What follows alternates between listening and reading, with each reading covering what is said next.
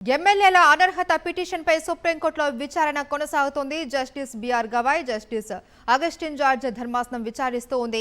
ఎమ్మెల్యేల ఫిరాయింపుపై ఫిర్యాదు చేసి ఎంతకాలమైందని ధర్మాసనం ప్రశ్నించింది. ఎమ్మెల్యేలకు నోటీసులు ఇవ్వడానికి ఇంకా ఎంత కాలం పడుతుందని అసెంబ్లీ కార్యదర్శిని ప్రశ్నించింది కోర్టు. దానం నాగేందర్పై ఫిర్యాదు చేస్తా ఆయనకు నోటీసులు ఇవ్వలేదు అని బీఆర్ఎస్ తరపు లాయర్ కోర్టుకు తెలిపారు. దానం నాగేందర్ ఎంపీగా పోటీ చేసినా ఆయనపై స్పీకర్ చర్యలు తీసుకోలేదు అన్నారు.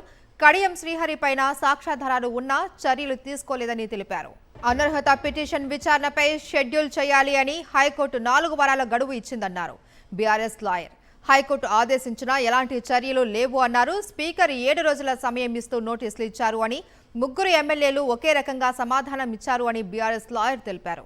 స్పీకర్ అధికారాలు సైతం న్యాయ సమీక్ష పరిధిలోనే ఉంటాయన్నారు. న్యాయ సమీక్షకు స్పీకర్ అతిథులు కాదు అన్నారు. స్పీకర్ నిర్ణయంపై నిర్దిష్ట గడువు విధించాలి అని కోరారు బీఆర్ఎస్ లాయర్. ఎమ్మెల్యేల అనర్హత పిటిషన్పై సుప్రీంకోర్టులో విచారణ కొనసాగుతుంది. దీనికి సంబంధించి న్యూస్ రూమ్ నుంచి మా కరెస్పాండెంట్ ఇస్మాయిల్ మరింత సమాచారాన్ని అందిస్తారు. ఇస్మాయిల్. రైట్ మహేశ్వరి, మనం చూడొచ్చు ఈ మొత్తం ఫిరాయింపుదారులు ఎవరైతే ఉన్నారో ఎమ్మెల్యేలు వాళ్ళకి సంబంధించినటువంటి అనర్హత పిటిషన్ పైన పూర్తిగా విచారణ కొనసాగుతుంది. చాలా హీట్ అయినటువంటి ఆర్గ్యుమెంట్స్ కొనసాగుతున్నాయి. ముఖ్యంగా టీఆర్ఎస్ తరపున ఆర్యమల్ సుందర్ తమ వాదనలు వినిపిస్తున్నారు. ఈరోజు ప్రధానంగా తన వాదనలో ఈ మొత్తం ఏదైతే ఫిరాయింపులకు సంబంధించినటువంటి పిటిషన్లు ఉన్నాయో, అనర్హత పిటిషన్లు ఉన్నాయో వాటిపైన స్పీకర్ ఎన్ని రోజుల్లోపు నిర్ణయం తీసుకోవచ్చు, దాంట్లోకి కోర్టు జోక్యం చేసుకోవచ్చా లేదు అనేటువంటి దాని మీద చాలా జడ్జిమెంట్స్ గతంలో హైకోర్టు, సుప్రీంకోర్టులు ఇచ్చినటువంటి చాలా జడ్జిమెంట్స్ని ఆ రోజు ఆయన చదివి వినిపించారు. ఇందులో ప్రధానంగా ఒకటి, స్పీకర్ ఎన్ని రోజుల వరకు ఈ ఫిరాయింపులకు సంబంధించినటువంటి ఏవైతే కంప్లైంట్స్ ఉన్నాయో, అనర్హత పిటిషన్లు ఉన్నాయో వీటిని తన దగ్గర ఉంచుకోవచ్చు అనేటువంటి దాని మీద ఆయన వాదన వినిపించారు. స్పీకర్ దగ్గరికి ఒక ఏదైతే కంప్లైంట్ వెళ్తుందో దానికి సంబంధించి 4 వారాల లోపు దీన్ని విచారించాలని గతంలో సింగిల్ బెంచ్ తీర్పిచ్చింది. ఆ తర్వాత దాన్ని డివిజన్ బెంచ్ అనేటువంటిది కొట్టేసింది. దీంట్లోకి సుప్రీంకోర్టు ఎంటర్ కావాలి. ఎందుకంటే ఏదైతే టైం అనేటువంటి ఉందో, టైం ఫ్రేమ్ అనేటువంటిది ఖచ్చితంగా డిసైడ్ చేయాల్సినటువంటి అవసరం ఉంది అనేటువంటి మాటను ఆయన ఇక్కడ చెప్పారు. At the same time speaker ఎన్ని రోజుల్లో నిర్ణయం తీసుకోవచ్చు, నోటీస్ ఇవ్వడానికి ఎంత టైం తీసుకోవచ్చు అనేటువంటి దాని మీద ఎక్కడ రాజ్యాంగంలో కావచ్చు, లేకుంటే న్యాయ వ్యవస్థలో కావచ్చు, ఎక్కడ టైం ఫ్రేమ్ లేదు. కానీ నోటీస్ ఇచ్చిన తర్వాత 7 రోజుల లోపల మాత్రం దానికి కంపల్సరీ రిప్లై రావాలనేటువంటిది ఉంది. గతంలో చాలా హైకోర్టులు స్పీకర్లకు సంబంధించి గడువును నిర్దేశించాయి. ఎందుకంటే ఈ గడువు అనేటువంటిది స్పీకర్ జ్యూరిస్డిక్షన్లోకి వస్తుంది కాబట్టి స్పీకర్ ఎంతకాలమైనా దీనిని డిలే చేయొచ్చు అనేటువంటి టాక్టిక్ కరెక్ట్ కాదు. ఎందుకంటే స్పీకర్కు కొన్ని రాజ్యాంగ పరమైనటువంటి అధికారాలు ఉన్నాయి. ఆయన ఒక ఖాసిడ్ జ్యుడిషియల్ అంటే ఒక పాక్షిక న్యాయ వ్యవస్థలాగా ఆయన పరిధిలో ఆయన పనిచేసేటువంటి అవకాశం ఉంది. కానీ ఆయన తనకు ఉన్నటువంటి అధికారాలను ఎక్సర్సైజ్ చేయనప్పుడు, అంటే ఏవైతే అధికారాలు స్పీకర్కు దఖలు చేయబడ్డాయో ఆ అధికారాలను ఆయన ఉపయోగించినప్పుడు, వాటిని ప్రాక్టీస్ చేయనప్పుడు అది పూర్తిగా న్యాయ వ్యవస్థ పరిధిలోకి వెళ్ళిపోతుంది. ఒక స్పీకరు తనకిచ్చినటువంటి అధికారులను ఏ విధంగానైనా ఉపయోగించకుండా డిలే చేసేటువంటి అవకాశం లేదు అనేటువంటిది ఇక్కడ బీఆర్ఎస్కి సంబంధించినటువంటి లాయర్ ఆర్యమల్ సుందర్ తన ఆర్గ్యుమెంట్లో చాలా స్ట్రాంగ్గా తీసుకొచ్చారు. At the same time judicial review అనేటువంటి అంశాన్ని కూడా తీసుకొచ్చారు. అంటే ఒక స్పీకర్ తాను ఒక నిర్ణయం తీసుకుంటే ఆ నిర్ణయం మీద న్యాయ సమీక్ష చేసేటువంటి అధికారం ఉంది. న్యాయ సమీక్ష అనేటువంటిది భారత రాజ్యాంగం, భారత న్యాయ వ్యవస్థకు ఇచ్చినటువంటి ఒక అద్భుతమైనటువంటి ఆయుధము. ఎందుకంటే సుప్రీంకోర్టులో కూడా సుప్రీంకోర్టు న్యాయమూర్తులు తీసుకున్నటువంటి నిర్ణయాలపైన కూడా న్యాయ సమీక్ష జరుగుతుంది. అంటే ఆ కేసును కూడా మళ్ళీ జ్యుడిషియల్ రివ్యూకి పంపిస్తారు. ఎట్ ద సేమ్ టైం స్పీకర్కు సంబంధించినటువంటి అధికారులకు కూడా పరిమితులు ఉన్నాయి. ఆయన కూడా రాజ్యాంగ పరిధిలో ఉండి మాత్రమే పనిచేయాలి. ఒకవేళ స్పీకర్ నిర్ణయం తప్పు అని అనుకుంటే దాని మీద న్యాయ సమీక్ష చేసేటువంటి అధికారం హైకోర్టుకు, సుప్రీంకోర్టులకు ఉంటుంది అనేటువంటిది కూడా ఇక్కడ ఆర్గ్యుమెంట్ చెప్పారు. ప్రధానంగా బీఆర్ఎస్ వాదన ఏంటి అంటే ఒక గడువు విధించాలి. స్పీకర్ ఈ ఫిరాయింపులకు సంబంధించి వీటి మీద అనర్హత వేటు వేస్తారా వేయరా, ఈ రెండింటికి సంబంధించి ఒక నిర్ణయం తీసుకోవాల్సి ఉంటుంది. దానికి ఒక గడువు విధించాలి అనేటువంటిది బీఆర్ఎస్కి సంబంధించినటువంటి ప్రధానమైనటువంటి వాదన. ఇందులో కొన్ని కేస్ స్టడీస్ కూడా వాళ్ళు చెప్పారు. ముఖ్యంగా దానం నాగేందర్కి సంబంధించి, దానం నాగేందర్ దాదాపు 9 నెలలు అయిపోయింది ఇప్పటి వరకు ఆయన మీద ఫిర్యాదు చేసి. అయినప్పటికీ ఏ విధంగానూ చర్యలు తీసుకోలేదు. ముందుగా ఆయన ఎమ్మెల్యేగా బీఆర్ఎస్ నుంచి గెలిచారు. ఆ తర్వాత కాంగ్రెస్ పార్టీ నుంచి ఎంపీగా గెలిచారు, ఎంపీగా ఓడిపోయారు. స్టిల్ ఆయన బీఆర్ఎస్ ఎమ్మెల్యేగా కంటిన్యూ అవుతున్నారు. దీనిపైన ఎటువంటి నిర్ణయం తీసుకుపోవడం అనేటువంటిది కరెక్ట్ కాదు. ఎట్ ద సేమ్ టైం చాలా రోజుల వరకు నోటీసులు ఇవ్వలేదు. నోటీసులు ఇవ్వాలని కోర్టు చెప్పిన చెప్పిన తర్వాత మాత్రమే స్పీకర్ నోటీసులు ఇచ్చారనేటువంటి అంశాన్ని తీసుకొచ్చారు.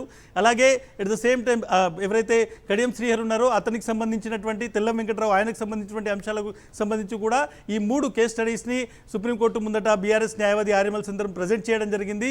టైం ఫ్రేమ్ అనేటువంటిది విధించాలి, గడువు విధించకూడదు, గడువు విధించేటువంటి అధికారం కోర్టులకు లేదు అనేటువంటిది కరెక్ట్ కాదు. ఒక ఖాసీ జ్యుడిషియల్గా మాత్రమే స్పీకర్కు కొన్ని పరిమితమైనటువంటి అధికారాలు ఉన్నాయి.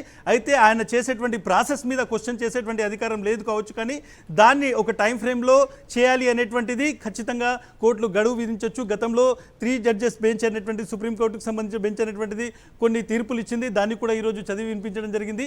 ఎట్ ద సేమ్ టైం ఈ మొత్తం స్పీకర్ అధికారాలకు సంబంధించి, ముఖ్యంగా ఫిరాయింపులకు సంబంధించి స్పీకర్ నిర్ణయం తీసుకోవాలా, ఎంత టైం ఫ్రేమ్, దీనికి సంబంధించినటువంటి కేసు ఒక విస్తృత ధర్మాసనం పరిధిలో ఉన్నటువంటి నేపథ్యంలో దేశవ్యాప్తంగా ఉన్నటువంటి హైకోర్టులు కావచ్చు, సుప్రీంకోర్టు కావచ్చు, దీని మీద ఎక్కడా ఇటువంటి కేసుల మీద విచారణ చేయకూడదు అనేటువంటిది ఎక్కడా లేదు. ఒక కేసు, ఒక అంశం ఏదైనా విస్తృత ధర్మాసనం పరిధిలో ఉంటే అటువంటివి అంశాలు వచ్చినప్పుడు ఆయా కేసెస్ని బట్టి సుప్రీంకోర్టు కావచ్చు, హైకోర్టు కావచ్చు, దాని మీద నిర్ణయం తీసుకునేటువంటి అధికారం కూడా ఉంది అనేటువంటిది ఈరోజు ఆర్ఎంఎల్ సుందర్ వాదించినటువంటి పరిస్థితి. సో డెఫినెట్గా ఒక హీటెడ్ ఆర్గ్యుమెంట్ అనేటువంటి జరుగుతోంది. చాలా ఎవిడెన్సెస్ని ఒక విధంగా బీఆర్ఎస్కి సంబంధించినటువంటి న్యాయవాది సుప్రీంకోర్టు ముందుంచారు. ముఖ్యంగా దీంట్లో 2 క్లాసిక్ కేసెస్ ఉన్నాయి. ఒకటి దానం నాగేందర్కు సంబంధించి, ఆయన బీఆర్ఎస్ ఎమ్మెల్యేగా గెలిచారు, కాంగ్రెస్ పార్టీ నుంచి ఎంపీగా పోటీ చేశారు, ఎవిడెన్స్ ఉంది, డాక్యుమెంటల్ ఎవిడెన్స్ ఉంది. సో డెఫినెట్గా ఆయన మీద అనర్హత వేటు వేయడానికి ఎందుకు స్పీకర్కు టైం పడుతుంది? స్పీకర్ తనకున్నటువంటి పరిధి, ఇది తన పరిధిలోని తన జ్యూరిస్డిక్షన్కు సంబంధించింది కాబట్టి తాను ఎంతకాలమైనా టైం తీసుకున్నాను అని స్పీకర్ చెప్తే డెఫినెట్గా అది కరెక్ట్ కాదు. స్పీకర్ ఒక ఎక్సర్సైజ్ చేయడానికి ఆయనకు అధికారం ఉంది, కానీ ఆయన ఎక్సర్సైజ్ను డిలేట్, తనకు దఖలు చేయబడ్డటువంటి అధికారాలను వాడకుండా ఉండేటువంటి అధికారం లేదు. ఒకవేళ తన ఎక్సర్సైజ్ని తన పవర్స్ని ఎక్సర్సైజ్ చేయడంలో, తన పవర్ను వాడడంలో ఎక్కడైనా స్పీకర్ ఫెయిల్ అయిపోతే డెఫినెట్గా అది న్యాయ పరిధిలోకి వస్తుంది. అప్పుడు కోర్టులు దాని మీద విచారణ చేయవచ్చు అనేటువంటి అంశాన్ని కూడా తీసుకొచ్చారు. డెఫినెట్గా దీని మీద అటు ప్రభుత్వం నుంచి, అదేవిధంగా అసెంబ్లీ నుంచి ఏ విధంగా అసెంబ్లీ స్పీకర్ నుంచి ఎటువంటి వాదనలు వస్తాయని కూడా చూడాలి. అటువైపు నుంచి ముకుల్ రోహత్గి స్పీకర్ వైపు నుంచి వచ్చారు. అట్ ద సేమ్ టైం మరొక సీనియర్ న్యాయవాది అభిషేక్ మను సింఘ్వి కూడా ఉన్నారు. వాళ్ళ వాదనలు కూడా వినాల్సి ఉంది. బట్ ఇది ఒక క్లాసిక్ కేసుగా దీన్ని చూస్తున్నారు. గడువు అనేటువంటిది ఇక్కడ ప్రధానమైనటువంటి స్పీకర్కు గడువు విధించాలా, విధించేటువంటి అధికారం కోర్టులకు ఉందా, సుప్రీంకోర్టుకు ఉందా అనేటువంటిదే ఇప్పుడు ఈ మొత్తం దాంట్లో జరుగుతున్నటువంటి అంశం. ఒకవేళ గడువు విధిస్తే డెఫినెట్గా స్పీకర్ దాని మీద నిర్ణయం తీసుకోవాల్సి ఉంటుంది.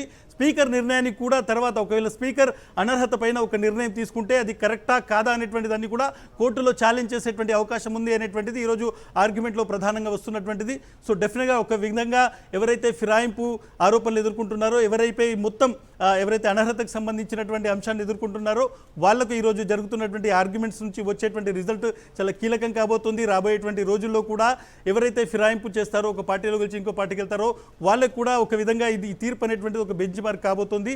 బట్ డెఫినెట్గా ఇంకా వాదనలు కొనసాగుతున్నాయి. ఈరోజు మొత్తం వాదనలు కొనసాగేటువంటి అవకాశం కనిపిస్తుంది. Maheshwari. Right, thank you Ismail.